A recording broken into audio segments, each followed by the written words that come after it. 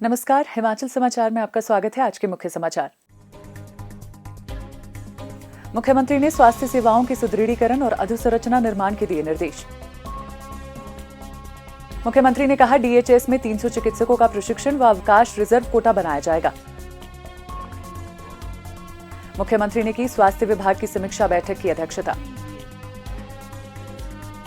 मुख्यमंत्री ने बस दुर्घटना में हुई जनहानि पर किया शोक व्यक्त। डॉक्टर वाईएस परमार विद्यार्थी ऋण योजना से विद्यार्थियों के उच्च शिक्षा के सपनों को मिल रहे हैं पंख। योजना से कृतिका चौधरी का नर्सिंग की पढ़ाई का सपना हुआ साकार। और अब समाचार विस्तार से। मुख्यमंत्री ठाकुर सुखविंदर सिंह सुक्खू ने आज शिमला में स्वास्थ्य विभाग की समीक्षा बैठक की अध्यक्षता करते हुए कहा कि राज्य सरकार स्वास्थ्य सेवाओं के सुदृढ़ीकरण के लिए निरंतर प्रयासरत है। उन्होंने कहा कि अप्रैल से राज्य के स्वास्थ्य संस्थानों में 3000 करोड़ रुपए व्यय कर विश्व स्तरीय अत्याधुनिक चिकित्सा उपकरणों की खरीद प्रक्रिया शुरू की जाएगी।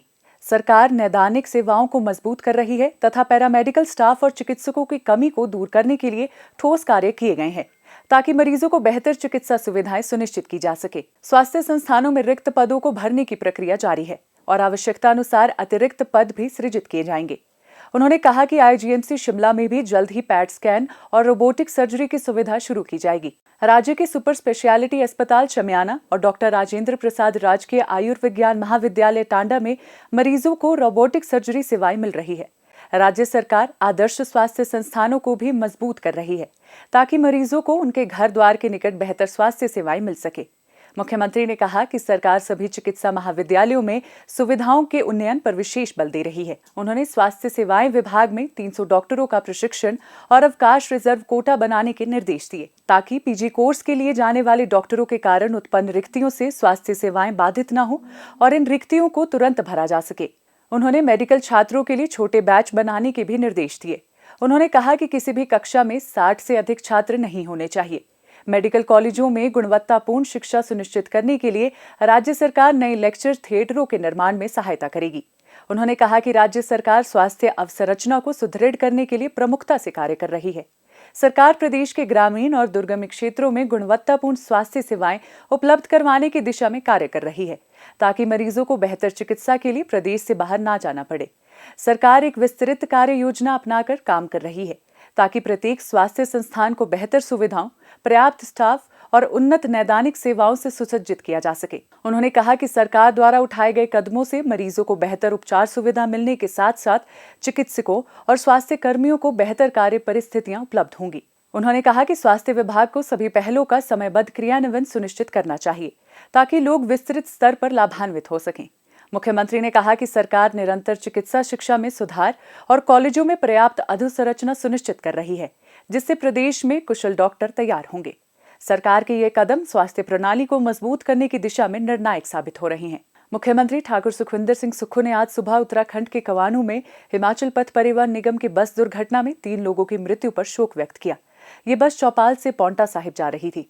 मुख्यमंत्री ने शिमला के उपायुक्त श्री अनुपम कश्यप से दूरभाष के माध्यम से इस दुर्भाग्यपूर्ण घटना की जानकारी हासिल की। उन्होंने उपायुक्त को निर्देश दिए कि मृतकों के परिजनों को हर संभव सहायता प्रदान की जाए तथा घायलों को बेहतर उपचार सुविधा उपलब्ध करवाई जाए। उन्होंने कहा कि आवश्यकता पड़ने पर घायलों के लिए हेलीकॉप्टर सेवाओं की उपलब्धता सुनिश्चित की जाए। तो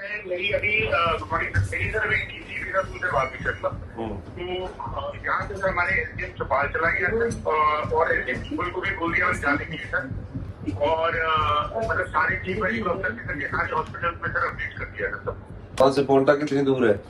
70 किलोमीटर। पोंटा तो सर वहाँ से 2.5 घंटे का रास्ता है, वहाँ से 1.5 करना सर। तो नेरवा में है थोड़ा सर जो विकास नगर वाला जो हॉस्पिटल है ना सर, वहाँ पे लेके जा रहे हैं लोग को। विकास नगर कितना दूर है? 50 किलोमीटर। चलो ठीक है, विकास नगर चलो।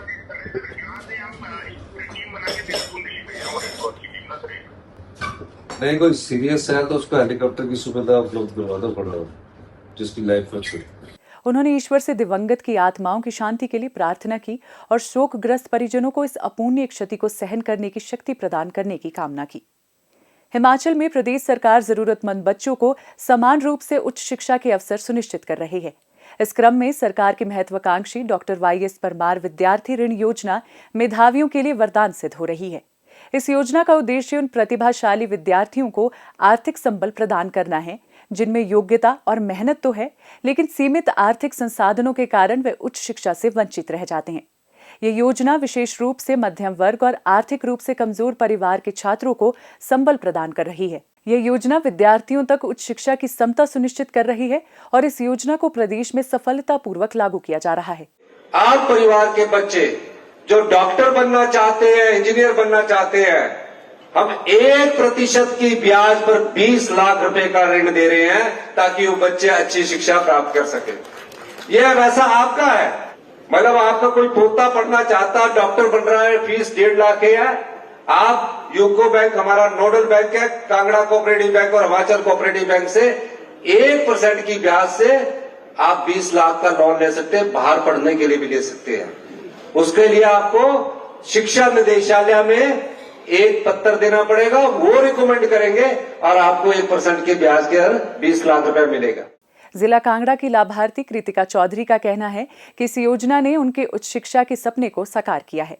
सत्यम कॉलेज ऑफ नर्सिंग में शिक्षा ग्रहण कर रही कृतिका चौधरी एक गरीब परिवार से संबंध रखती हैं। जमा 2 के बाद परिवार की कमजोर आर्थिक स्थिति के कारण उनके लिए आगे की पढ़ाई का सपना धूमिल हो रहा था। इस स्थिति में डॉक्टर वाईएस परमार विद्यार्थी ऋण योजना उनके लिए आशा की किरण साबित हुई। मेरे माता पिताजी 12वीं के बाद पढ़ाई करवाने के लिए असमर्थ है। जैसे ही हिमाचल में सरकार बनी, इन्होंने डॉक्टर परमार ऋण योजना का शुभारंभ किया और बैंक में ऋण अप्लाई किया और आज मैं सत्यम कॉलेज नर्सिंग रंजोत जिला कांगड़ा में पढ़ाई कर रही हूँ और मेरी फीस जो है बैंक की तरफ से दी जा रही है। इसलिए मैं हिमाचल प्रदेश सरकार का तहे दिल से धन्यवाद करती हूँ जिन्होंने गरीब परिवार के बच्चे के लिए योजना चलाई हुई है।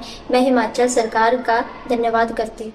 योजना के लिए मुख्यमंत्री ठाकुर सुखविंदर सिंह सुक्खू और प्रदेश सरकार का आभार व्यक्त करते हुए कृतिका चौधरी की माता श्रीमती संतोष कुमारी का कहना है कि उन जैसे आर्थिक रूप से कमजोर वर्गों के लिए यह योजना सहायक साबित हो रही है। सरकार की इस योजना से वंचित वर्गों के बच्चों को भी गुणवत्तापूर्ण उच्च शिक्षा हासिल करने का अवसर मिल रहा है। प्रदेश सरकार की इस महत्वाकांक्षी योजना के अंतर्गत विद्यार्थियों को मात्र 1% ब्याज दर पर 20 लाख रुपए तक का शिक्षा ऋण उपलब्ध करवाया जा रहा है ताकि वे देश विदेश के प्रतिष्ठित शिक्षण संस्थानों में अध्ययन कर सकें। डॉक्टर वाईएस परमार विद्यार्थी ऋण योजना हिमाचल प्रदेश सरकार द्वारा चलाई गई एक ऐसी योजना है जिसके तहत कोई भी पढ़ने वाला बच्चा अपनी शिक्षा के लिए अगर ऋण लेना चाहता है तो उसको 1% ब्याज की दर पर ऋण उपलब्ध करवाया जाएगा और 20 लाख रुपए तक का इसमें लोन का प्रावधान है और जो एलिजिबिलिटी क्राइटेरिया है उसके हिसाब से 60% उसमें उसके मेरिट में अंक आए होने चाहिए और उसके पारिवारिक आय 12 लाख से कम होनी चाहिए। और जिस भी व्यक्ति ने, जिस भी परिवार ने अपने बच्चे को या बच्चे ने इस सुविधा का लाभ उठाना है वो डीसी ऑफिस में भी यहाँ पर भी संपर्क कर सकता है और deputy director school education secondary के पास भी इसमें वो जा सकते हैं और अपना आवेदन कर सकते हैं, क्योंकि सरकार का लक्ष्य है कि हमारे जो बच्चे हैं, टैलेंटेड बच्चे हैं जिन्होंने आगे उच्च शिक्षा प्राप्त करनी है, उनको किसी भी प्रकार से धन की कमी ना हो। तो इस तरीके की स्कीम लोगों के लिए लॉन्च की गई है। मैं सबसे अनुरोध करता हूं कि इस स्कीम के बारे में ज़्यादा से ज़्यादा जानकारी प्राप्त करें और आवश्यकता अनुसार इसमें अप्लाई भी करें। हिमाचल समाचार देखने के लिए सब्सक्राइब करें यूट्यूब चैनल हिमाचल समाचार, लाइक करें Facebook page information and public relations department Himachal Pradesh और सीएमओ हिमाचल, फॉलो करें एक्स DPRHP और सीएमओ हिमाचल, फॉलो करें इंस्टाग्राम में DIPR हिमाचल और सीएमओ हिमाचल, विजिट करें वेबसाइट www.himachalpr.gov.in। इस अंक में इतना ही, कल फिर होगी मुलाकात। दीजिए इजाजत, नमस्कार।